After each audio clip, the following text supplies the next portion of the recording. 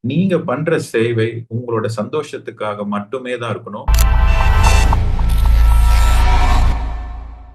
நீங்க வந்து ஒரு ஒரு தவறு பண்ணியிருக்கீங்க. அந்த தவறு பண்ணியிருக்கீங்க அப்படின்றது நீங்க ரியலைஸ் பண்றீங்க. சோ, நீங்க அத ரியலைஸ் பண்ணிட்டீங்கன்னாக்கா, உங்களுக்கு அங்கேயே வந்து பாதி கர்மம் தீர்ந்து போச்சுன்னு அர்த்தம். நீங்க பண்ணது தவறுன்னு நீங்க ரியலைஸ் பண்ணிட்டாலே, அங்க பாதி கர்மம் தீர்ந்து போச்சுன்னு அர்த்தம். இன்னொரு பாதி இருக்கு. அந்த பாதி வந்து உங்கனால ஒருத்தர் கஷ்டப்பட்டுருக்காங்கல்ல.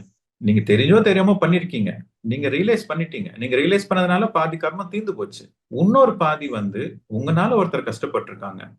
சோ, உங்கனால 4 பேர் நல்லா இருக்கணும் அப்டின்ட்டு உங்கனால முடிஞ்ச நல்லது நான் ஒரு 4 பேருக்கு பண்ணுங்க. அவங்களுக்கே போய் பண்ணணும்னு அவசியம் இல்ல.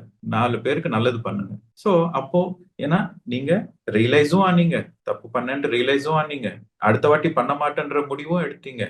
அதுக்கப்புறம் 4 பேருக்கு நல்லது பண்றீங்க. சோ, இதுல வந்து உங்க கர்மம் முழுசா அழிஞ்சிரும், தீர்ந்துரும். சோ, இதுல வந்து இன்னொரு ஜாக்கிரதையான விஷயம் என்னன்னா, கில்ட் கான்ஷியஸ்னஸ்ல நீங்க எப்பவுமே இருக்கக்கூடாது. குற்ற உணர்ச்சி. தவறு பண்ணிட்டேன்ற குற்ற உணர்ச்சியில எதுவும் பண்ணாதீங்க. ஓகே. சில பேர் வந்து நீங்க நெறைய டொனேஷன்ஸ் குடுத்தா உங்க பாவங்கள்லாம் தீர்ந்துரும். நெறைய டொனேஷன்ஸ் குடுங்க அப்டின்லாம் சொல்லிட்டு யாருன்னா வந்து கேட்டாக்கா, அதுலருந்து நீங்க கொஞ்சம் உஷாரா இருங்க. சோ, குற்ற உணர்ச்சியில நீங்க வந்து கில்ட் கான்ஷியஸ்னஸ்ல எதுவுமே நீங்க பண்ணக்கூடாது. நீங்க எந்த ஒரு டொனேஷன் குடுக்குறதா இருந்தாலும், எந்த ஒரு நல்லது பண்றதா இருந்தாலும், உங்களோட சந்தோஷத்துக்காக நீங்க பண்ணணுமே தவிர, குற்ற உணர்ச்சியில பண்ணக்கூடாது. நீங்க பண்ற சேவை உங்களோட சந்தோஷத்துக்காக மட்டுமே தான் இருக்கணும். அது உங்களோட பரிபூர்ணமா உங்க மனசார உங்களுக்கு செய்யணும்னு தோணுதுன்னு நீங்க செய்யுங்க. ஆனா, அது செஞ்சாக்கா என்னோட கர்மாலாம் தீந்துரும். நெறைய டொனேஷன் குடுத்தா என்னோட நெறைய பாவங்கள்லாம் கழிஞ்சிரும். ஓகே. அதுக்கப்புறம் நான் இது டொனேஷன் குடுக்கலன்னா எனக்கு இன்னும் நெறைய பாவங்க சேரும். அந்த மாதிரி குற்ற உணர்ச்சியில தயவு செஞ்சு பண்ணவே பண்ணாதீங்க.